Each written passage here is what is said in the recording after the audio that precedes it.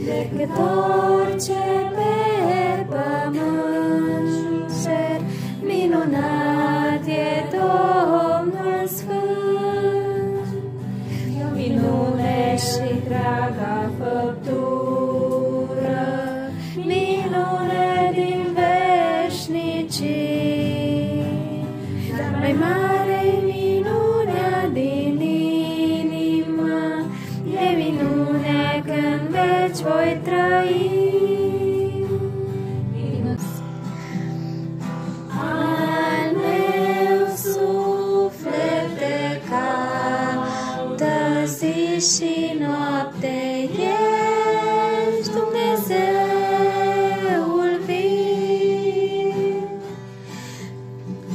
Tu ești singura mea dorință, doar al Tău vreau eu să fiu. Tu mi-ești scut și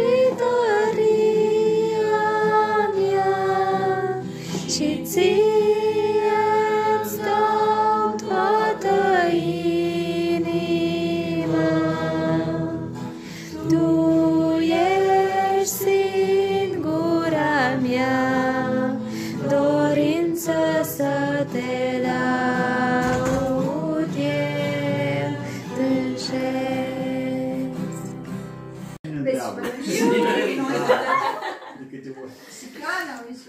Rebe, mai vrei să-ți faci o poză? Sau dacă nu, se ne ridicăm. Acum filmează sau ce vom face? Face o panoramică. Ei, Rebe. Cum stă Dorin înghesuit acolo? Dar dacă vrei să-ți faci o poză, hai și fă. Între doi ne ridicăm.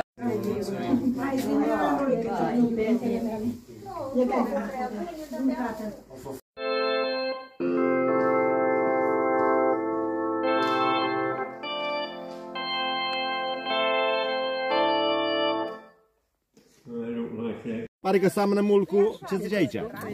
Deci asta este scopul lui Hristos. Domnul Iisus și Biserica, sub nou legământ, vor împărți moștenirile pustiite, vor ridica înapoi rasa umană, îi restaura Israelul și toată rasa umană.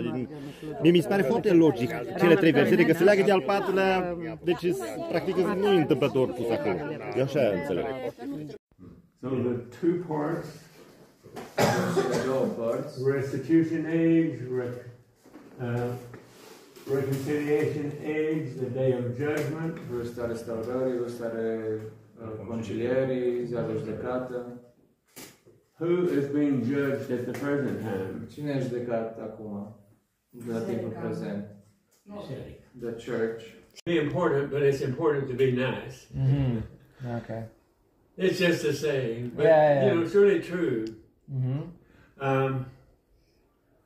I find in Texas, some of the time when I'd go to the post office, I'd open the door for someone, and then they would hold the door open for someone behind them.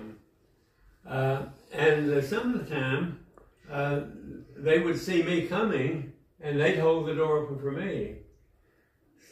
I remember Brother Russell mentioning when he went to some country, I'm not sure, maybe Palestine or anyway, he had someone pushing him in a little cart, and they'd meet somebody, and they greet them, you know.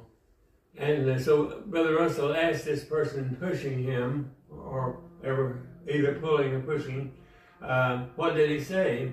And it's their greeting. As you know, here in Romania, the greeting is "Pace." You know, when you see someone. So I like that, a greeting. Yes. But you know, people in the world, so many of them are so indifferent.